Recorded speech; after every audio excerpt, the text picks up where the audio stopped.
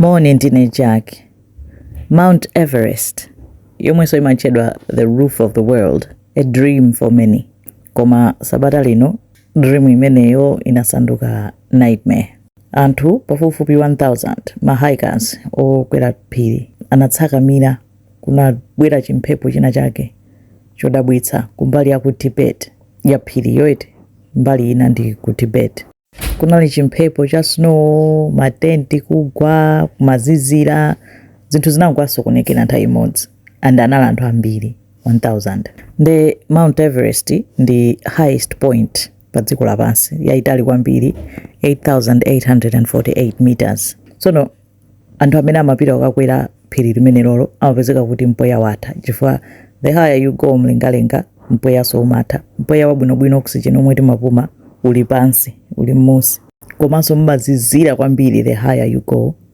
Komanso thupi limangofoka basi, muscles sizikhala zabwinobwinoyi. Anthu oposa 300 anamwalira kuyesera kukwera Everest mountain.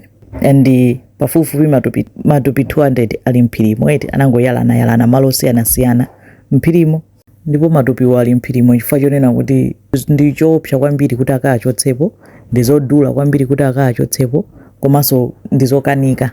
Amapeza kuti amwalirira pamalo ponena kuti palibe amene angathe kukuchotsapo. Anthu amene amapita kukakwera phiri limene amalipira ndalama zambiri, thousands of dollars. Ena amalipira ma $50,000 chifukwa amayenera kulandira permit kuti akakwere phirilo. Ndi amafunika ma support team, awapatsa oxygen, zovala, ma supplies, ndi zimakhala zodula kuti akakwere phiri lonena kuti ma chances ndi kuti akhoza kufapo. Kufika 8000 meters mwamba amakutcha ku death zone, konena kuti thupi limakanika kudzichita repair, kudzikonza bwinobwino. Kungolakwitsa kena kalikonse ambiri amafa, komanso kudwala mapeza kuti kuyamba kusanza, weather kuzizira kwambiri after 8000 meters. Nde mu October momwemu kunali snowstorm, kunali storm ya snow yoti inamenya mbali ya ku Tibet ku eastern slope ya Everest mountain. Kunali anthu more than 800 mahikers, magaidi, support staff onena kuti amakakwera phiri. Ena amafuna kuti akangofika pa altitude ina yake osati kuti akafike pamwamba, koma kunali kukakwera phiri. Anali ndi makampu oti ena anafika 4900 meters. Koma chifukwa cha snowstorm chomwe chinabweracho, matenti ena anakwiriridwa ndi snow, njira zomwe amazidziwa zomwe amatsata zinapangidwa block ndi snow. Ena anayamba kudwala hypothermia, kuzizidwa, komanso kuchepa kwa oxygen. Nde ma rescuers anayamba nokulimbana kuti anthu ati achotsa bwanji.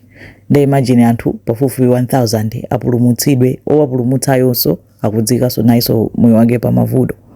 Nde kunali kalikiliki owachotsa ku anthuwo kuti abwerere ku safety. Zinatenga masiku ndithu, anthu ndithu achotsedwako. Munthu mmodzi yekha ndi amene watchulidwa kuti wamwalirako. Anthu amene amasiyidwa, amene amafera ku Everest mountain amakhala kuti amauma, iti nangasinkozizira kwambiri amauma basi, auti amatenga kuti basi amakhala part of phirilo. Nakambapo kale kunena kuti matupi ena amagwiritsidwa ntchito ngati ma landmark, kumadziwa kuti ukakafika pakuti ukapezapo munthu anavala ma boots a green. Ukakafika pakuti anthu tokufa amene weti, pamene ma communities around komwe kuli Mount Everest amakhulupirira kuti ndi part of mizimu. Anthu amene anafera konko ndofunika kungo alemekeza limodzi ndi phiri kuti asiyeni konko musasokoneze. Zimavuta kumvetsa kuti malo opsa ngati amenewo chimene anthu sasira kupitako ndi chaneti, koma ena amaitenga ngati glory, ngati triumph kuti ndinapita ndinakakwera phiri, almost like thrill seeking. Zoopsa kuti olo thrill uyo uzichita thrill bwanji kumadutsa matupi anzako, kuti nawonso andapitapo kukachita thrill koma anathera pompo, kumaona kuti usanakwanitse iwe nkumudutsa kumapitirira. Basi anthu ndife osiyana, zokonda iti imeneyo ndi latest zomwe zimapangika ku Mount Everest. Zikomo kwambiri.